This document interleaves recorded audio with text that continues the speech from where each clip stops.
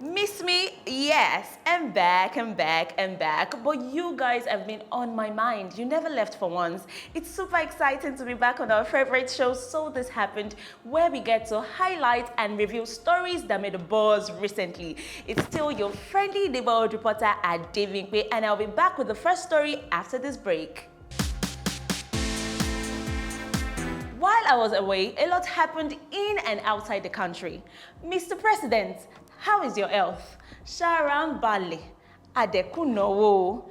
Because I don't understand this addiction with Niger Republic. A 1.1 billion naira to aid Niger in the acquisition of some operational vehicles. Like how? We still have some students who are at home because of ASU strike. Salaries are being owed, and even pensioners are being owed. While my fellow Nigerians are still wondering why and how Niger deserves such donations.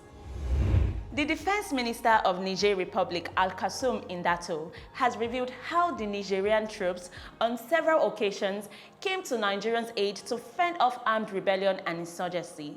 Mr. Indato specifically described the nation's alliance with Nigeria as mutually beneficial and long-lasting, dating back to the 1967 Civil War, when they supplied Nigerian soldiers with donkeys and other equipment to fight Biafran secessionists. Like donkeys. Is it for carriage? Is it for foodstuff? Is it for tourism? I don't know. So, 1.1 billion naira in return for horses? Isn't that what it is?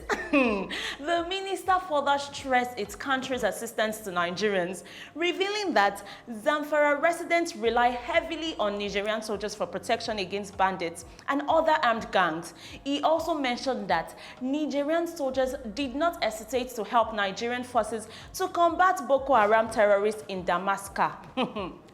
Okay, what do we call this? Isn't it still finish? Well, I still don't know. From snakes and monkeys swallowing money to some of our politicians fainting while facing the Senate, and now to the latest update. Guess what? The officials from the Nigerian Social Insurance Trust Fund alleged that Termites has eaten up the documents containing evidence of expenditure worth 17.1 billion naira. Who I doubt yet is not plenty. Talo sọ pé kò pọ̀ kẹ̀. This one is plenty. It is huge. Wow. From one strategy to the other. The officials of the Nigerian Society Insurance Trust Fund told the Senate that Termite has eaten up some documents containing evidence of the expenditures worth 17.1 billion naira. These documents are said to contain details of spendings by the agency in 2013. The NSITF management stated this when he appeared before the Senate Public Accounts Committee. Details of this expenditure and more are contained in the 2018 audit report of the Office of the Auditor General of the Federation. In the report, which is now being considered by the SPAC, the Office of the Auditor General queried the agency for spending billions without appropriate supporting documents. The management could not, however, justify the spendings of the money when it was confronted by the panel. You know what baffles me? It is sad that, at the end of the day, snakes, monkeys, and now termites are to blame. This last story is sad, and it's unfortunate that these things continue to happen. An houseboy impregnated, killed, and burned the body of his boss's 13-year-old daughter. Mukala Ado, who is 27-year-old, has been arrested by the Vouchers State Police Command.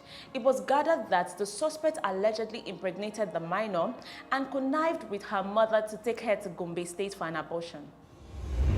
Alhaji Danladi, the girl's father, reported that on the 4th of August, his biological daughter, one Sefiyat Danladi, was missing, but that he strongly suspected the houseboy Mukaila and one Mahuzu Umaru, who is 35 years old, to be the principal suspect on the whereabouts of his missing daughter. On interrogation, the suspect confessed that the missing girl was his girlfriend who was 4 months pregnant with the knowledge of her mother, but unknown to the father, Alhaji Danladi Muhammad. Eventually, on their way to a village in Gombe State, the houseboy and his accomplice strangled the victim. In the same vein, they burnt the body of the victim beyond recognition and buried her in a shallow grave at a nearby bush in Akko, local government, Gombe State. Inside and outside is kind of scary now. Please don't trust anyone. And now we've come to the end of this episode. Be free to share your comments on any of the stories. Don't forget to subscribe and follow us on all our social media handles for the second news update. Until next time, I still remain your friendly neighborhood reporter at David. Thank you for watching.